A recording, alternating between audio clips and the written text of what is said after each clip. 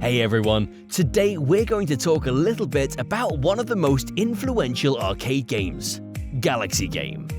This game was developed in 1971 as an expanded edition of the 1962 game Space War, though the brewing of anti-war sentiment had the war section of the title dropped pretty fast and more than willingly.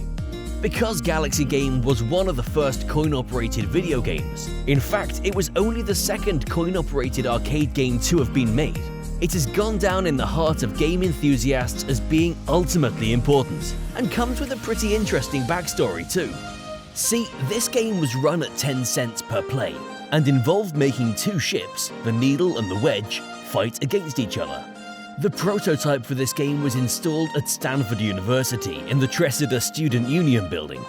It had a strange setup for the time, including a veneered walnut sitting area for the players. That's right, players. The original Galaxy game was designed to have two players at the station, one controlling each ship.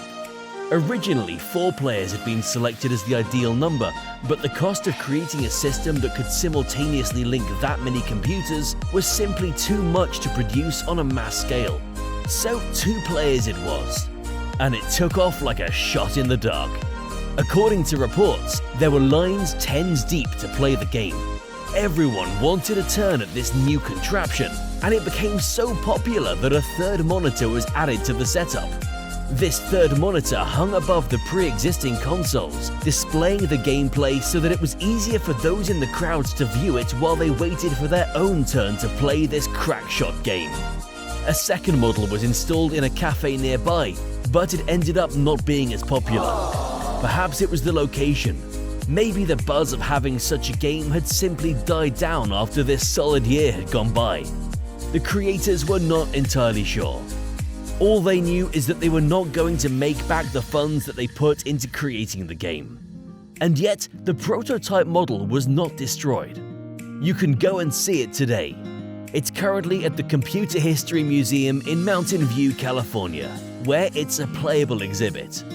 That's because, despite the fact that Galaxy Game never made its creators rich, it absolutely changed the way that video games could be produced.